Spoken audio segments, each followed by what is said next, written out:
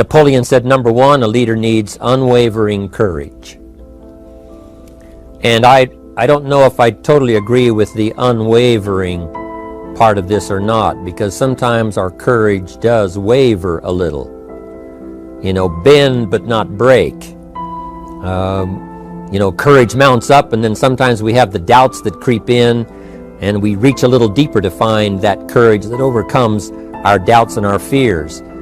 So I would probably debate a little bit with Napoleon on this unwavering courage, because sometimes courage does waver. But as long as it stays, as long as in the end there it is to serve you, the courage to do what you didn't think you could do, the courage to step into territory that might be a little unfamiliar, the courage to talk to somebody you don't know, the courage to attempt conducting a meeting, the courage to give your first testimonial, the courage to, you know, solve problems you couldn't solve before, that kind of courage. The courage to stand up when it's sort of dark in your corner, the courage to do it when it isn't going your way, seemingly. The courage to try to have a good day in the midst of a bad day. That kind of courage.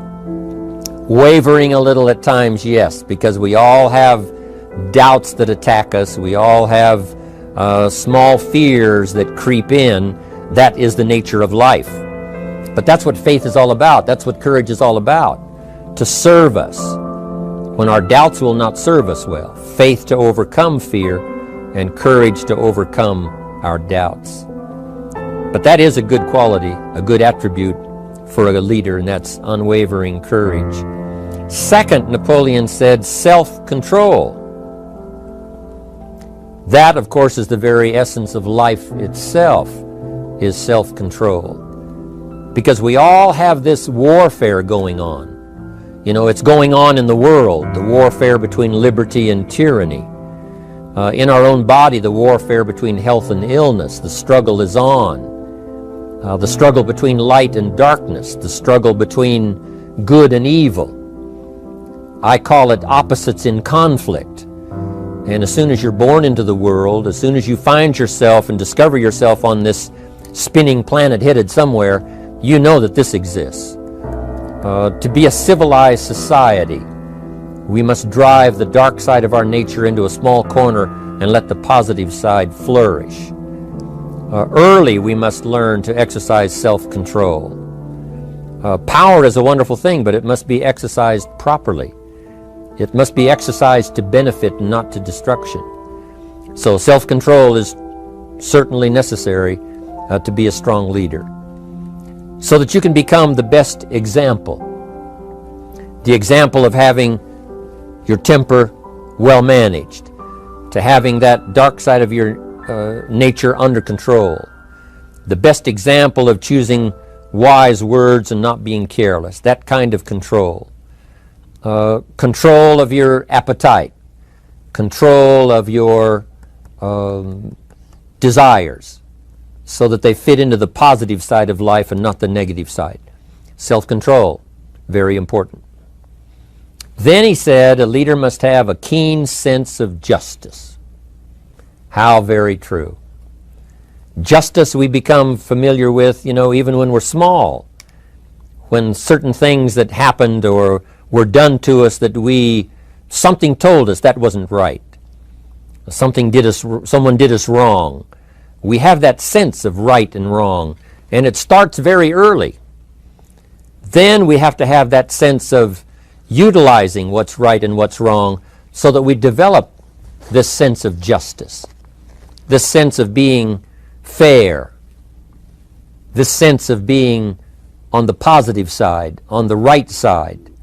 To minimize a person's mistakes, they need to have this sense of justice. We have to have justice when we're building an organization. What's fair, what is a good balance. The marketing system that Mark put together has to be fair for everyone. If you have a customer and you take care of that customer, someone else cannot come along and take that customer. The same is true with the distributor. Certain rules and regulations, so that all of us have a chance to fit within this framework of fairness, justice, and what's right. Otherwise, enterprise cannot work.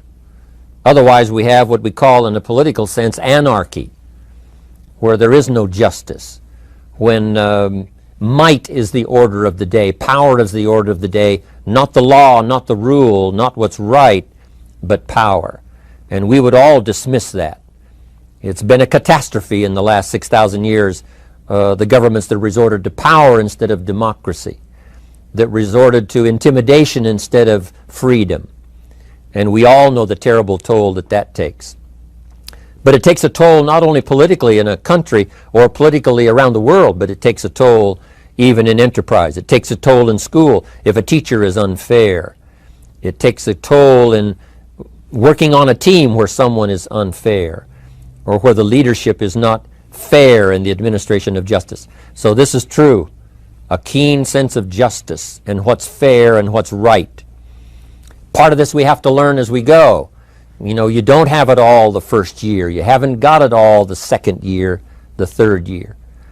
After all the years that I've, been around, both as a human being and as a business person, we're still, even at these years, trying to decide what's best, what's fair, what's right, to give balance to our life and to build on a firm foundation for the future. So I agree with Napoleon. Good idea. A sense of justice.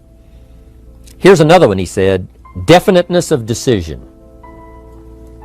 Indecision is the thief of opportunity. If you don't decide, the opportunity could slip away. If you don't decide what you're going to do today, the day could get away and you're not very effective. I talked about in my recent travels about time management. And here's one of the best ideas of time management. Don't start the day until you have it finished. Is it possible to finish the day before you start it? And the answer is yes. If you don't finish it to the best of your ability, have some idea, some good plan, sure enough, the day escapes. And in the morning you say, let's see, what should I do now? In the afternoon you say, hey, time's getting away from me, what should I do now? And now most of the day is lost. Most of the day escapes not being utilized and doesn't work for you simply because you didn't make those decisions early, at the early part of the day.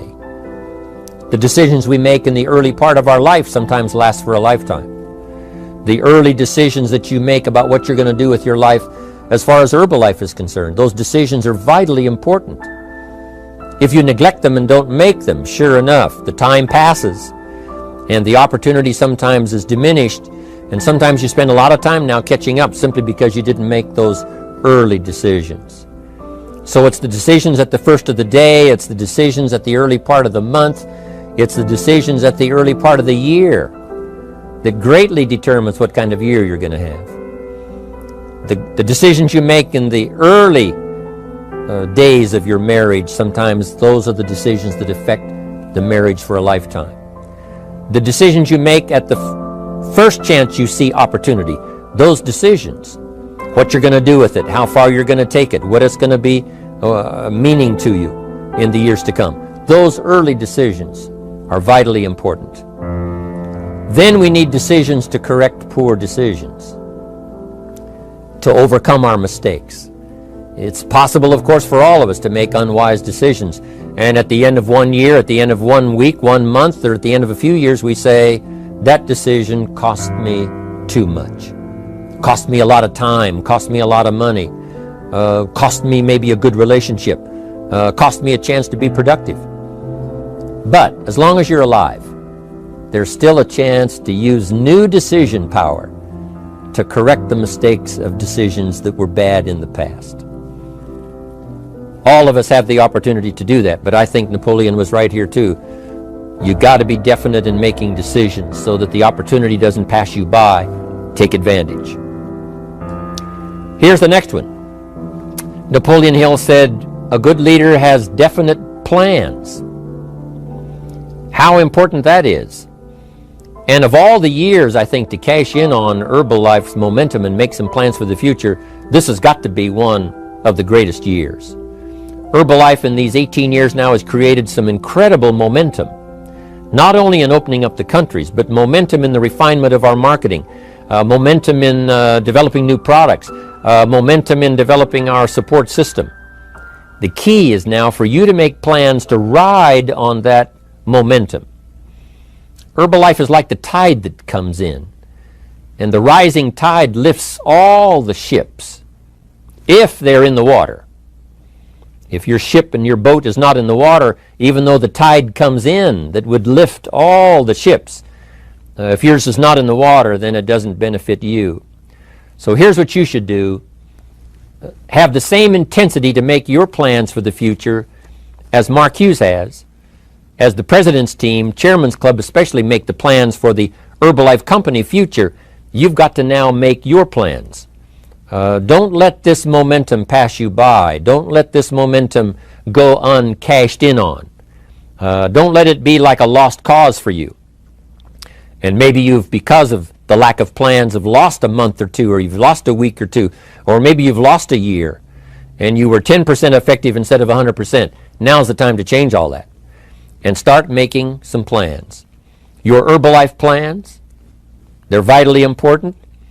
You might as well cash in on the Herbalife plans for world expansion, the Herbalife plans for expansion within your country, the Herbalife plans for the expansion of the business, the incentives. Cash in on that, capture that, and say, I've got to have some plans that match Herbalife. Not necessarily match Herbalife in numbers, but that can match Herbalife in momentum, that can match Herbalife in cashing in on the opportunity, your plans for Herbalife expansion.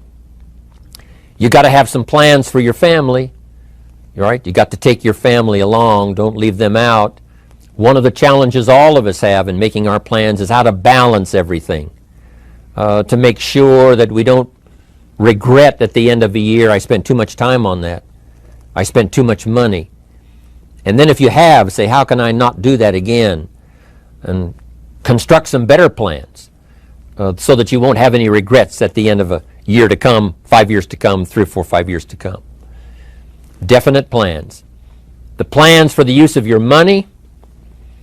One thing I've admired about Mark Hughes since I've met him all those years ago, once he started becoming successful, he had a splendid plan, not only for his personal success in terms of financial security, but in terms of the company. Because Mark has to look after the company and make sure that the company is secure, that the company has plenty of reserves, so that no matter what happens around the world, and when you're doing business in 37 countries, you can imagine what the challenge is to make sure the plans for each country are there, the backup plans, the financial plans, as well as products and opportunity and marketing. It is a challenge beyond comprehension to most of us what kind of planning that takes in terms of trying to make Herbalife secure for the future. I described it in one of the summit classes as Mark takes the same pledge that the President of the United States takes, and that is to preserve and protect and defend the Constitution, says the President. But Mark has to preserve and protect and defend the company to make sure it's viable, not just in America where it started, but all around the world in each country. It's an awesome responsibility. But now for you, your plans to be financially secure. If you're starting to make some big money in Herbalife, I'm telling you, you got to have a good plan for your resources so that you find yourself secure regardless of what happens. I agree with Napoleon here. You got to have good plans. One more on plans, and that is the plan for your personal development. The plan to be better this year than last year. The plan to take the classes, attend the workshops, do everything you possibly can to show personal progress, not just financial progress, not just the progress of having one more car or one more home, but the progress of personality, the progress of communication skills, the progress of recruiting skills, the progress in how to deal with people, progress in using your influence so that it multiplies its power by 5 by 10 versus what it used to be. You need those kind of plans. A plan for personal growth, personal development, a plan to be all that you can possibly be in the years to come as you develop your Herbalife business and your life business and your family business, all of that. Got to have good plans. Next, Napoleon Hill had a good saying. It was something my father had and passed it on to me as a good philosophy, and here's what he said. A good leader has the habit of doing more than what he gets paid for. What an incredible philosophy this is. The habit of doing more than you get paid for. It's what we call the service that you put out like seeds in the ground that doesn't bring the harvest immediately, but the harvest is yet to come. It's called like putting out the capital in capitalism. Doing more than you get paid for means that you're getting ready for the next move up. Because if you do more than you get paid for, you've made an investment. The average person might think if I do more than the company requires, then they're ripping me off. I'm not getting paid for that extra time, that extra attention. But you must not view it that way. You must say, I'm getting there a little earlier, staying a little later, as an investment in my own personal future. Because I want that kind of reputation. I want that kind of philosophy to work in my life. Do more than you get paid for. And this philosophy works incredibly well in Herbalife. You make the Herbalife sale of the Herbalife products. Now you must do more than you've gotten paid for. Right? They've got the product, you've got the money. But you can't stop your investment there. Now you must develop the investment in time, effort, and energy in turning that new customer into a testimonial. And sometimes that's the most difficult work, the work after the sale. Because the sale might be fairly easy. Someone says, hey, I've been looking for this product, I need it, here's my money. But now you've got to stay with them, make sure they don't just buy the product, but that they use the product. And that they don't just use the product, they keep using the product. That's the work after the sale. But if you learn to make that kind of an investment and do more than you get immediately paid for, the payoff in the future can be fantastic. Because as we all know in Herbalife, what really pays off is not a sale of the product. What really pays off is a testimonial. A testimonial that gives you more sales than you can keep up with. A testimonial that takes you places you could never go by yourself, introduces you to people you'd never see on your own. That kind of investment is so powerful. So you do more than you get paid for up front. It's happened for me, making the investment. When I first started lecturing 36 years ago, I talked to high school classes, college classes, service clubs, and I gave it all away. I went and talked for free.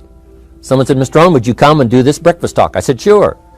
Could you do this luncheon talk for this service club? I said, of course. And all of that in the beginning was for free. Primarily because I'd made my fortune. I didn't need the money, but I did it for free. But look what it's made for me by giving that kind of service in those early days. And finally it led to business and led to an enterprise. And I was giving the seminar all those years ago here in Los Angeles, and Mark Hughes was in my audience.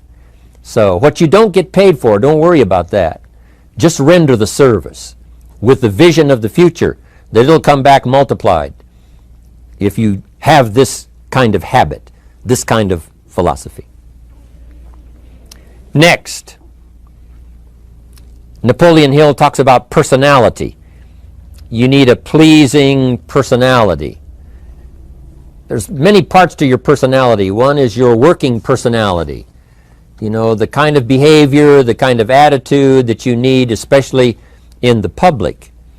Some things you can kind of get by with, being a little careless, maybe in private, but in public, where it counts so much in your paycheck, it counts so much in building your business for the future, your own personality. But here's what you also must remember. You develop your personality in private so that it serves you well in the public. Sometimes we get the mistaken idea, I can be careless with just these few and be more careful when I have 1,000. But see, that doesn't work that way. Careless with a few, sure enough, that will creep into your presentation for 1,000 people. Here's the best practice, and the Herbalife opportunity in our marketing systems gives you the best chance to do that. The influence you have one-on-one, that's what really counts. You say, well, I'm only talking to 2 people, it doesn't matter much. That's when it really matters. Because if you'll practice well there, using your personality, using your influence, to get someone's attention, to get them to listen, to get them to participate, the kind of personality that someone says, I'd like to be around this person. They're unusual. They're not like the average person I meet on my everyday experience. That kind of personality. But you've got to practice it behind the scenes. You've got to practice it one-on-one. And if you're effective one-on-one, 1-on-3, 1-on-5, I promise you, that will get you ready to now perform with the kind of personality, the kind of charisma that wins people when you're in front of 500 people, 1,000 people, 5,000. So this is a good point, working on your personality. Here's the best gift you can give someone, and that's the gift of attention. Attention is so powerful. When I was a young man, I met Nelson Rockefeller, one of the richest men in America at that time. He's gone now, but he was a unique individual, ran for vice president of the United States. And I had a chance to be where he was holding a press conference. And I got close enough so that when he walked out, I had a chance to step up, right, when security was not all that severe in those days. And I had a chance to put out my hand, shake his hand, and say, Mr. Rockefeller, my name is Jim Rohn. And what I remember most was the attention he gave me. With the lights of the cameras around and everybody all around, he looked right at me and said, Jim Rohn, where are you from? I said, Idaho. He said, I really like Idaho. It's one of my favorite states in all of the country. And for just a few seconds, he gave me his attention, shook my hand. I'll never forget the handshake, right? One of those multi-million-dollar handshakes. But I'll never forget that personal attention he gave me, just for a few seconds. It was powerful. Made an impression on me that's lasted until this day. That's why I remember to tell the story. So, same thing you can learn to do. Utilize your personality, utilize your influence, give people the gift of attention. Here's the rest of my list now as we finish up. Next, Napoleon Hill said a leader needs sympathy and understanding. We have to develop that early in our lives. All of our lives, we have to look at those that are less fortunate than we are. Those who need a helping hand, and especially now we learn to look at those who need an opportunity, those who need a change in their health, those who need a change in their life and in their lifestyle. It's this kind of sympathy and understanding that drove Mark Hughes to construct the company. It took that kind of understanding, that kind of sympathy, that kind of deep emotional feeling. Then Mark understood what it meant to be poor. He understood what it meant not to have. He understood what it meant to be short on finances, on resources. He understood what it meant to lack, a full formal education. He knew all of those lacks. And instead of crying about it, he said, what I will do is change it for myself, and then I'll help other people that have the same challenge. Lack of education, lack of the money, lack of the resources, lack of good health, faced with all kinds of difficulties they can't solve. I'll get mine solved, and then I'll be strong enough and have the skills to where I can help other people. That kind of leadership quality is so powerful. That kind of understanding. Here's the next one. A leader must have, Napoleon said, a mastery of the details. How very true. All can be lost with just a couple of missing details. On the trip to the moon, everything has to work, right? There's several thousand moving parts. There's several thousand pieces to the project of getting to the moon and coming back, and all of them have to work. You can't have 10% of them working, 90% or 80%. They've all got to work. And then there's the backup systems for something if something goes wrong to back it up. That kind of mastery of detail is so vitally important. But here's what else to remember as far as Herbalife is concerned. The drama is in the details. Someone says, I lost 30 pounds. Well, 30 pounds is 30 pounds, but that's not the drama. The drama is, where were you before you found Herbalife? How did you feel? What kind of circumstances? Now someone begins to give us some of the details. And then after they've lost the weight, now how they feel, now their self-confidence has been restored. Now they feel better about themselves. The drama is in the details. But this is also important in the details of your day, the details of your business, the details of good communication. Master the details. Good advice, Napoleon Hill. Now here's the next three. Willingness to assume full responsibility. All of us have been taught that, especially these Herbalife years, to take full 100% responsibility. Mark Hughes says, what happened to me might not have been my responsibility, but what I do about it is my full responsibility. I've had some things, some people did me wrong. In his first couple of business experiences, he was done wrong. Some people ran off with the money. He was left holding the bag. But he said, that's what happened. And I was not responsible for what happened. But I am responsible for saying to myself, now, what am I going to do about what's happened? If a hailstorm destroys the farmer's crop, he wasn't responsible for that. But his responsibility now begins when the hailstorm is over, when he asks the question of himself, what should I do now? Now that this catastrophe is over, now that the damage is done, now what should I do about it? And a philosophy I've taught all these years, it's not what happens to you that determines your future. It's what you do about what happens that determines your future. And this is a major part of it, accepting full responsibility. If you've got an organization, you're conducting meetings, and you're the leader, the responsibility ends with you. Someone else may mess up, make some mistakes, still your responsibility. Some things over which you have no control, understandable. But what you do about it now, how you fix it, the diplomacy you use, the strategy you use, that's the kind of responsibility now that depends on you. Also, you've got to be responsible for your future. Nobody's going to fix it. No one else is going to design it. No one else is going to come along and say, hey, I will make sure it all works well for you. You've got to take all the input, you've got to take all the testimonials, all the teaching, all the training, all the influence, then you've got to have the responsibility of designing your life. You can design a life of prosperity, or you can design a life just to coast and get by. The responsibility belongs to you. Now here's the last two. Next is cooperation.